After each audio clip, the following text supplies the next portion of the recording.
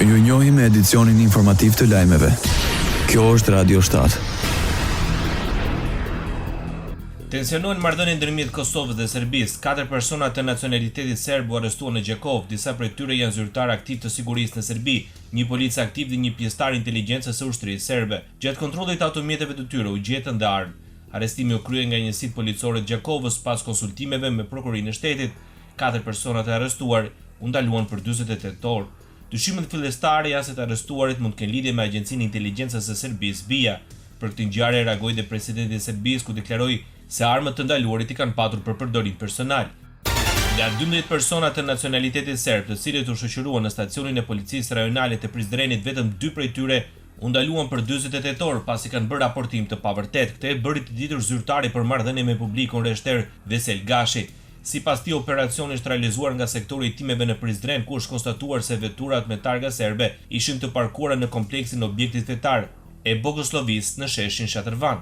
Pas identifikimit të mjeteve dhe personave, më 6 prill rreth orës 12, 3 automjete me targa serbe ku ndodheshin gjithsej 12 shteta serb u ndaluan afër urës së Arastës.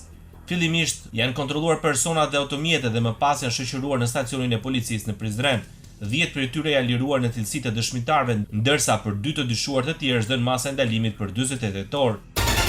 Me kërkesë të kryeministrit Albin Kurti u mblodh Këshilli i Sigurisë Kosovës. Gjatë mbledhjes u raportua për incidentin e fundit të 1 prillit ku zyra e postës Kosovës në Zveçan u sulmua me 2 granata dore, njëra prej të cilave shpërtheu.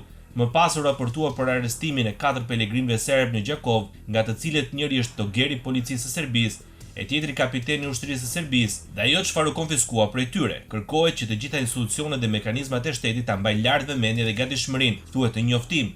Në këtë mbledhje antarët e Këshillit të Sigurisë theksuan se ndërhyrjet e Serbisë janë shtuar dhe në procesin zgjedhor të Kosovës për fshirë objektet për të sabotuar themelimin e institucioneve të reja të legjislaturës së nëntë. Në këtë mbledhje konstatua se përmes listës serbe dhe kryeterroristit Mila Radojčić, si kryetar de facto i saj, Serbia po ndërhynte disa prej deputetëve të komuniteteve jo shumicë dhe jo serbe që ta sabotojnë themelimin e institucioneve të reja të legjislaturës së nëntë.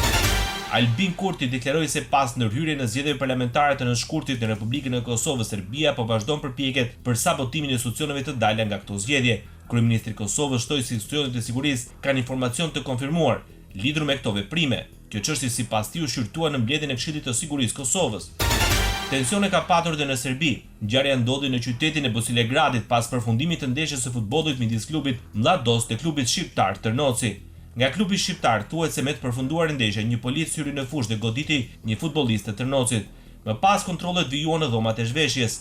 Lidhur me incidentin e ndodhur në Bosilegrad, kryetari i Bujanosit, Arbër Pajaziti, komunikoi me drejtorin e policisë në Vranj. Nga policia u tha se ka patur informacione se disa futbollistë të Tërnocit kanë futur në stadium mjete dhe armë të ftohta, por pas mbastissjes rezultoi se askush nuk zotroti të tilla mjete. Po ashtu sipas policisë, kapiteni i Tërnocit ka bërë shqiponjën me duar me qëllim të nxitjes së urrëties.